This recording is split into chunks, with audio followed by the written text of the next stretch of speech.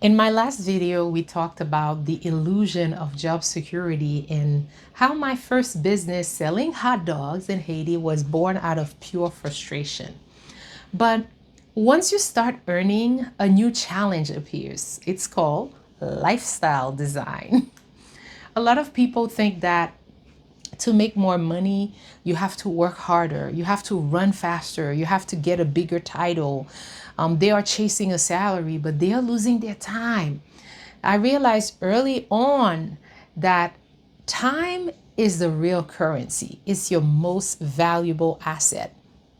And if I can earn more while staying in my Bougie Plus Plus environment, why would I ever trade that for a desk in a building that I don't own?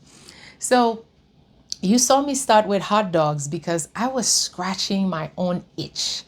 But the real wealth came when I stopped looking at what I wanted and start looking at what my customers were already doing. So I had a pool of 59 loyal girls. They were already in my proximity. They already trusted me and they were already spending money on things that made them feel bougie. Bougie plus plus. So today I want to show you how I scaled from hot dogs to nail polish and eventually to shoes without a single ad, a fancy website, or a brick and mortar store. And I'm going to show you how to find your own Panama Connection and why your 59 people are all you need to hit that goal, that money goal that you have to start. So we were in school where we were in a school where appearance was a dress code. We had to wear heels. We had to have our uniforms ironed perfectly, and we had to keep our nails done too.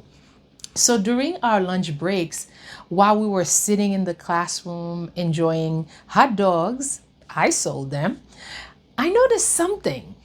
The girls were refreshing their makeup and they were fixing their nail polish. So I watched them and the light bulb went off. I didn't need to find new customers for hot dogs. I just needed to solve the next problem for the customers that I already had. So I started researching lipsticks and makeup, but I realized the profit margins weren't wide enough for a one woman business. But then I found a lady in a friend's neighborhood who was closing out her inventory of nail polish. So the exact brand, and it was also the exact brand that my classmates they used. So I didn't buy a few bottles. I asked her how much for the entire inventory. So the lesson here is that I showed up on Monday selling hot dogs with a side of nail polish. It was a snackable offer. I started with one high demand color, which was red, to validate the demand for the nail polish because I wasn't guessing, I was observing. So most of you are trying to invent a product in a vacuum. I want you to look at your 59 people and ask, what are they already doing during their break? That is your next income stream. So as I moved into my second year in the secretarial school, it was a 2-year school. So the same student that started in the first year, we move on to the next year. So my reputation for quality was all set.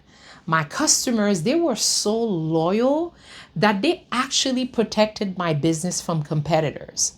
That is the power of a snackable intro offer. It builds a relationship that price cutters, they can't touch. Then came the shoes. I had a friend who traveled to Panama to buy goods in bulk. Because I had the connection, I got first dibs on the fresh stock before it ever hit the public market.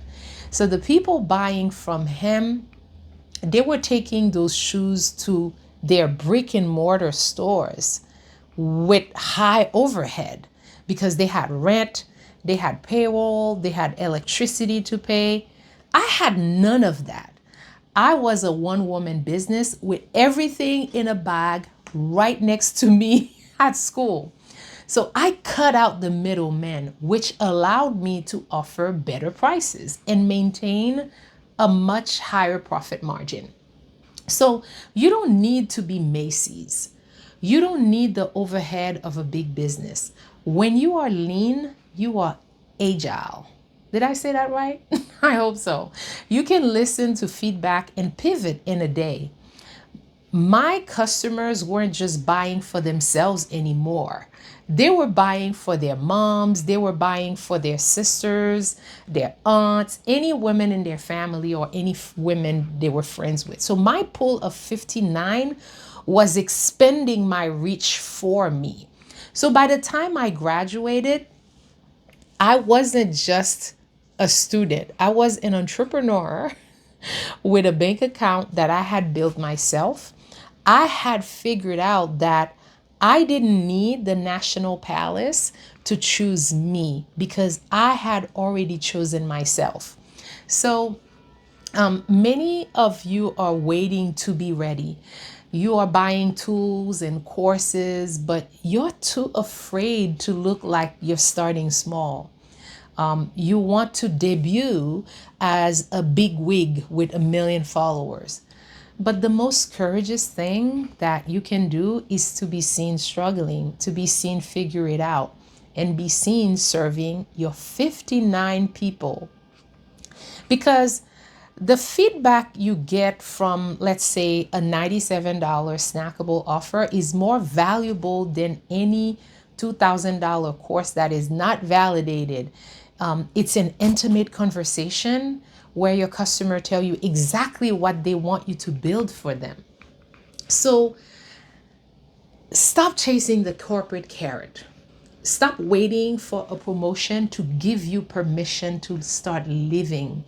Use the hot dog method to validate.